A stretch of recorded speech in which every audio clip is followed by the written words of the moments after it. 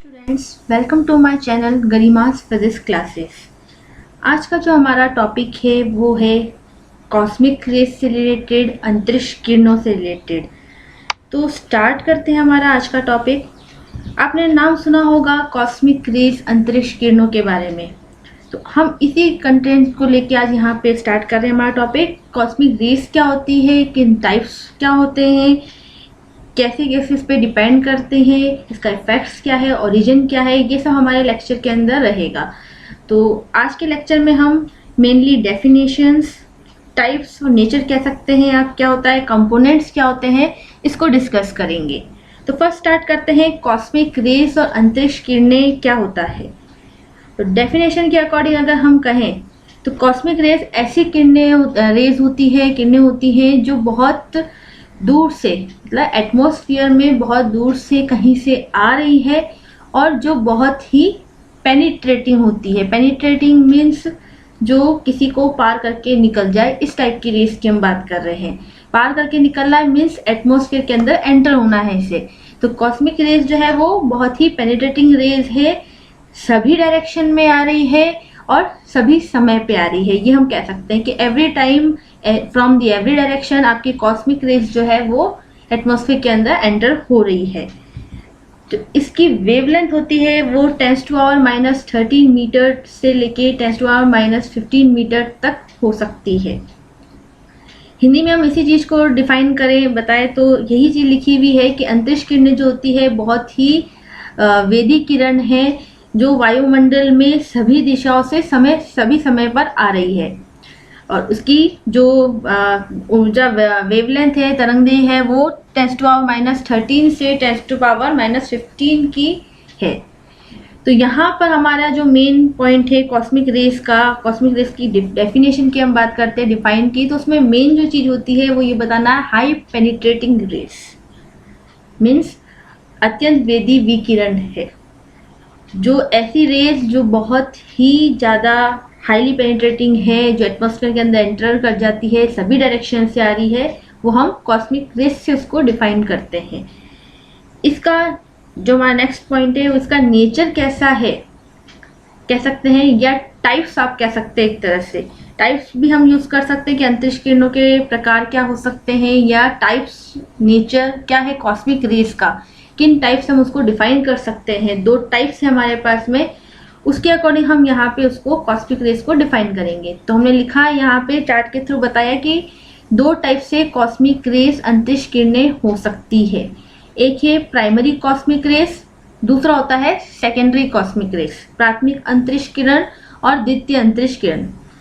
इन दोनों में main difference क्या होता है हमें ये चीज़ देखनी है। तो नाम में ही बहुत कुछ इसके अंदर क्लियर हो रहा है। प्राइमरी और सेकेंडरी, ये हमने लिख रखा है प्राथमिक और द्वितीय। तो फर्स्ट जो आ रही होगी रेस वो प्राइमरी हो गई, और प्राइमरी से जो हमें सेकेंड रेस मिली वो सेकेंडरी हो गई है। तो इन दोनों को हमने अलग अलग फिर से मेंशन किया है कि प्राइमरी कॉस्मिक रेस क्या है और सेकेंडरी कॉस्मिक रेस आप किसको कह रहे हैं। तो पहले आइए देखते हैं प्राइमरी कॉस्मिक रेस क्या होती है। प्राइमरी कॉस्मिक रेस मतलब जो अर्थ के एटमॉस्फेयर में आ रही है, बहुत दूर से एटमॉस्फेयर में जो आती है, मीन्स स्टार्टिंग रेस। एटमॉस्फेयर के अंदर एंटर होने वाली सबसे पहली जो रेस हो गई हमारी, वो हमारी प्राइमरी रेस कहलाएगी। और प्राइमरी रेस में मेनली होता क्या है, क्या कंटेंट्स क्या क्या होते हैं, तो इसमें जो मेनली कंटेंट्स होते हैं वो है प्रोटॉन्स और अल्फा पार्टिकल्स।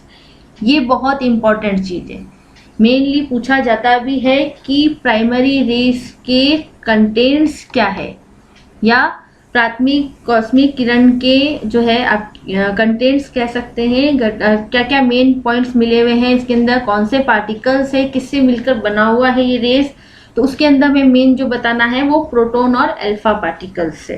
पर इसके अलावा भी हमारे पास होते हैं कुछ मटेरियल्स, वो हम यहाँ पे यूज करके बता रहे हैं। 92% प्रोटॉन्स है, मीन्स मैक्सिमम तो क्या हो गया आपका प्रोटॉन्स ही है। तो आप प्रोटॉन्स को ही प्राइमरी कॉस्मिक रेस कह रहे हैं, ये आप कह सकते हैं।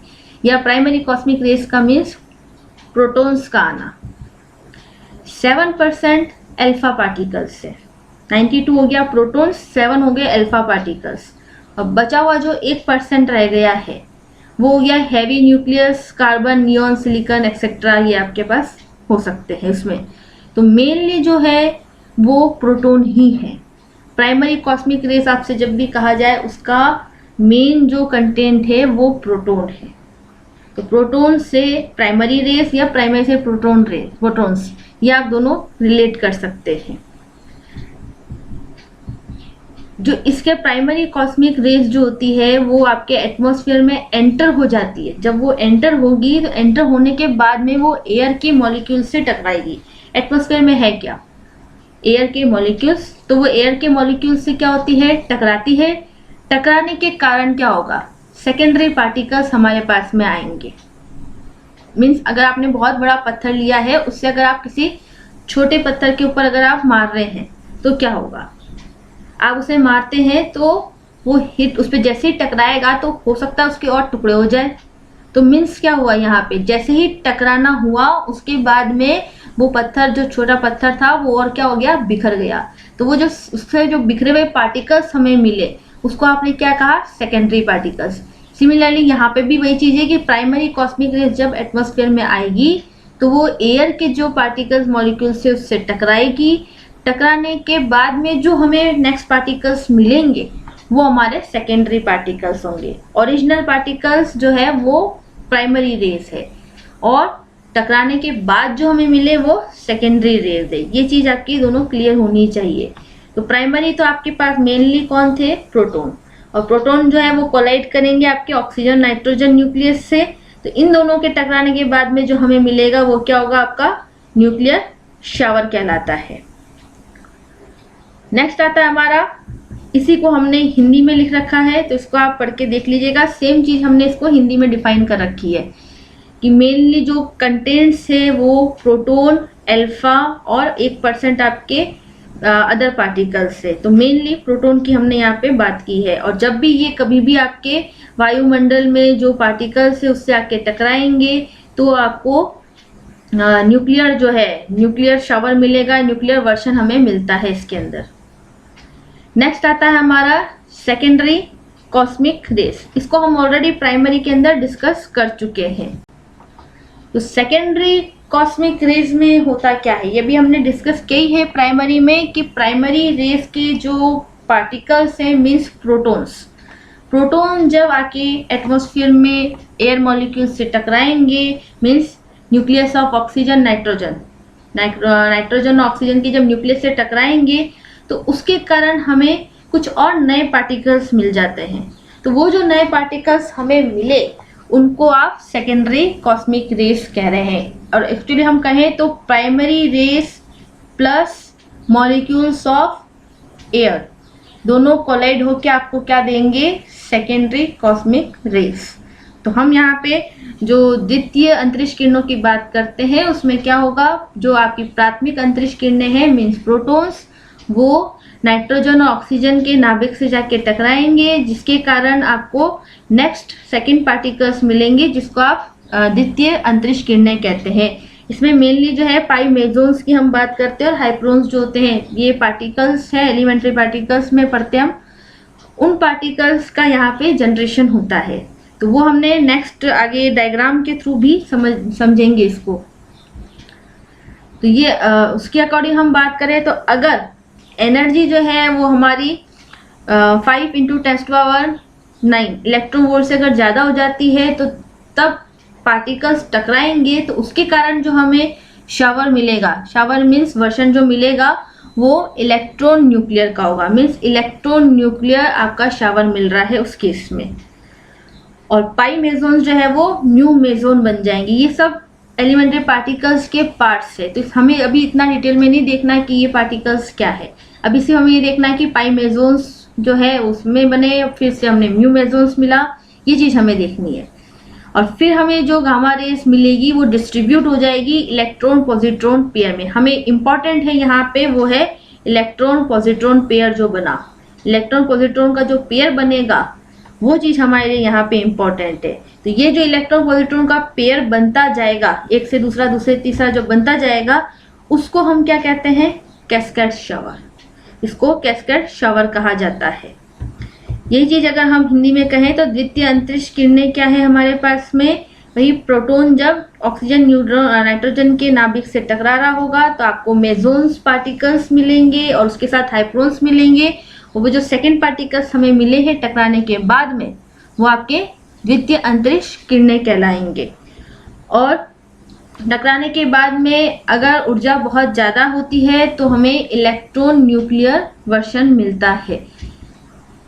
और जब गामा रेज जो है वो डिस्ट्रीब्यूट हो जाती है, विभाजित हो जाती है, तो वो दो का पेयर बनाती है। वो दो पेयर है इलेक्ट्रॉन और पॉजिट्रॉन के, और लगातार इलेक्ट्रॉन पॉजिट्रॉन का पेयर मिलना, एक युग्म मिलना, वो कहलाता है सोपानी वर्षण प्रक्रम या कहलाता है कैस्केड शावर। ये इंपॉर्टेंट है, अंडरलाइन किया हुआ है, हाईलाइट कर रखा है, इसका मीन्स पूछा जाता है ये कि कैस्केड शावर को एक्सप्लेन करें, सोपानी वर्षण के प्रक्रम क्या होता है, प्रक्रिया क्या होती है, इसको आप समझाएं।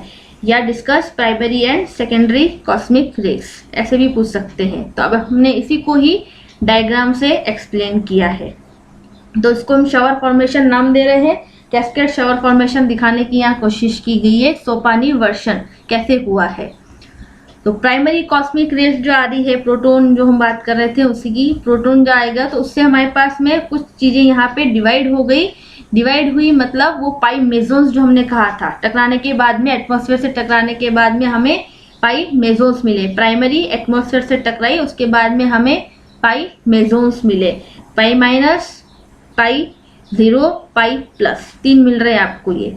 तो इन तीनों को वापस हमने डिवाइड किया है। तो पाई माइनस जो है वो डिवाइड हुआ आपके म्यू माइनस और न्यू में, और जो आपका पाई 0 था वो गामा में गया, गामा में डिस्ट्रीब्यूट हो गया सिर्फ गामा, और पाई प्लस जो है वो न्यू और म्यू प्लस में। म्यू जो है वो मेसोन जो हमने बात की थी, म्यू मेसोन्स, उसकी हम बात करेंगे। पाई जो है वो वापस म्यू में डिस्ट्रीब्यूट होता है, और न्यू क्या है आपका, न्यूट्रिनो, उसकी बात हमने की है। और सिर्फ पाई 0 है वो आपका गामा रेज में डिवाइड हो गया है यहाँ पे। अब इम्पॉर्टेंट है यहाँ पे हर बार गामा का आना, जो गामा आएगा उसी से आपका कैस्केड शावर बनेगा, मीन्स इलेक्ट्रॉन पॉजिट्रॉन का पेयर बनेगा। देखते हैं कैसे बनता है। यहाँ पे गामा रे आई तो हमने कहा है इलेक्ट्रॉन पॉजिट्रॉन का पेयर बनेगा। तो एक गामा से आपका क्या हुआ, एक इलेक्ट्रॉन और एक पॉजिट्रॉन मिला, ई प्लस ई माइनस। फिर आप देखिएगा उसके बाद में हमारे पास में इलेक्ट्रॉन ई प्लस की हम पहले बात करते हैं। ई प्लस पॉजिट्रॉन से हमें क्या मिल रहा है, वापस एक ई प्लस मिलेगा और एक गामा मिलेगा। याद रखिए, ई को जब भी आप डिवाइड करेंगे, इलेक्ट्रॉन हो चाहे पॉजिट्रॉन हो, तो उसमें एक पार्टिकल वो खुद होगा डिस्ट्रीब्यूट होने के बाद में, और एक आपको गामा दे देगा। तो वही चीज हमने यहाँ पे बताई कि ई प्लस जब डिवाइड हुआ तो वो ई प्लस और गामा में चला गया। फिर उसके बाद में नेक्स्ट जो आया हमारे पास में यहाँ पे, यहाँ देखिएगा, ये ई प्लस डिवाइड हुआ ई प्लस और गामा में। ये वाला ई प्लस कहाँ डिवाइड हुआ, वापस से एक और ई प्लस और गामा में ही होगा। ठीक है, याद रखिएगा, इलेक्ट्रॉन हो चाहे पॉजिट्रॉन हो, वो डिवाइड होगा एक तो सेम उसी पार्टिकल में और दूसरा गामा में। यहाँ पे हमने वही चीज दिखा रखी है कि आपका जो पॉजिट्रॉन आया था यहाँ पे ई प्लस, वो पहले ई प्लस गामा में डिवाइड हुआ, फिर ये ई प्लस जो है वो फिर से ई प्लस और गामा यानी पॉजिट्रॉन और गामा में डिवाइड हो गया। लेकिन अब गामा की हम बात करें तो गामा जो है वो हमेशा हमें इलेक्ट्रॉन पॉजिट्रॉन का पेयर देने वाला है। तो ये गामा जो था ये वाला, ये आपको क्या देगा, इलेक्ट्रॉन पॉजिट्रॉन का पेयर दे रहा है। ये पॉजिट्रॉन ये इलेक्ट्रॉन का आपको पेयर मिला। ये गामा भी वापस वैसे ही एक पॉजिट्रॉन इलेक्ट्रॉन का पेयर देगा। ये सोन कंटिन्यू है, हमने यहीं तक ही बनाया है, बट ये आगे भी कंटिन्यू रहेगा, मतलब ये आगे से आगे प्रोसेस कैस्केड शावर चलता जा रहा है। ये गामा जो है ये भी आपका पॉजिट्रॉन और इलेक्ट्रॉन में डिवाइड होगा। ये ई प्लस जो है वो एक ई प्लस और एक गामा में डिवाइड हो जाएगा। इसी तरीके से हम इलेक्ट्रॉन को देखें यहाँ पे, तो ये इलेक्ट्रॉन जो था वो एक इलेक्ट्रॉन में डिवाइड हुआ और एक गामा में हो गया। फिर ये जो गामा था ये वापस क्या बनाने वाला है, इलेक्ट्रॉन पॉजिट्रॉन पेयर। ये हमेशा आप दिमाग में फिट कर ले कि आपका गामा जो है वो एक इलेक्ट्रॉन पॉजिट्रॉन पेयर बनाने वाला है। तो ये जो गामा है वो आपका फिर से एक पॉजिट्रॉन इलेक्ट्रॉन का पेयर बनाएगा। इस इलेक्ट्रॉन को आप वापस डिस्ट्रीब्यूट करते तो आपका एक और ई माइनस और गामा मिलता। इसको आप करते वापस ई माइनस गामा मिलता, तो जब जब आपका गामा आएगा तो क्या आएगा, एक इलेक्ट्रॉन पॉजिट्रॉन का पेयर आएगा। तो इस तरीके से आपका ये कैस्केड शावर बनता है। तो यहाँ पे हमने वही चीज दिखाई कि कैस्केड शावर कैसे बना है। तो जब भी आपसे पूछा जाए एक्सप्लेन करें, तो थ्योरी के बाद में ये डायग्राम बनाना इम्पॉर्टेंट है, या पहले ये डायग्राम ड्रॉ कर दे उसके बाद उसको एक्सप्लेन कर दे। आई होप आपको ये डायग्राम समझ में आया है। नेक्स्ट आता है हमारा टॉपिक, वो है कंपोनेंट्स ऑफ कॉस्मिक रेस। ये शॉर्ट क्वेश्चन के लिए इंपॉर्टेंट है, लेंथी क्वेश्चन के लिए नहीं है। कंपोनेंट्स ऑफ कॉस्मिक रेस क्या होता है, मीन्स कॉस्मिक रेस को आप कैसे दो उसके पार्ट्स में डिवाइड कर रहे हैं यहाँ पे।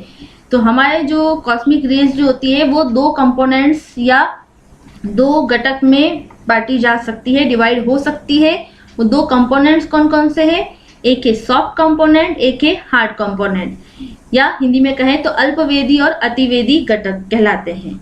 तो ऐसी रेस या रेस के ऐसे कंपोनेंट्स जो मटेरियल, कोई भी आप मटेरियल ले रहे हैं जो उससे अगर एब्जॉर्ब हो जाती है, तो वो अगर मटेरियल एब्जॉर्ब कर ले उन कंपोनेंट्स को और उसको वो पार करके ना निकल पाए, means can not penetrate through the material, उसको हम कहेंगे सॉफ्ट कंपोनेंट।